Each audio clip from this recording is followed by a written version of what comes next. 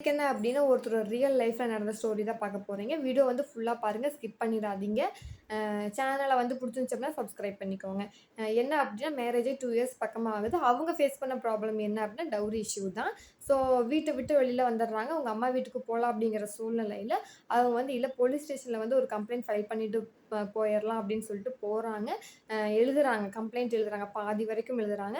அதுக்கப்புறம் அவங்களுக்கு தோணுது, சரி வேண்டாம். நம்ம இப்ப வந்து கம்ப்ளைண்ட் குடுக்க வேண்டாம். நம்ம வந்து அம்மா வீட்டுக்கு போயிரலாம் அப்படிங்கிற சூழ்நிலையில அவங்க யோசிக்கிறாங்க. பட் அங்க இருந்த போலீஸ் சொல்றாங்க. அதாவது வந்து என்ன சொல்றாங்க அப்டின்னா, இல்ல இப்போ நீங்க விட்டுட்டு போனீங்க அப்டின்னா, இதே மாதிரியான ப்ராப்ளம்ஸ் வந்து நீங்க கண்டிப்பா மறுபடியும் ஃபேஸ் பண்ணுவீங்க அப்டின்னு சொல்லிட்டு அவங்க தெளிவா சொல்றாங்க.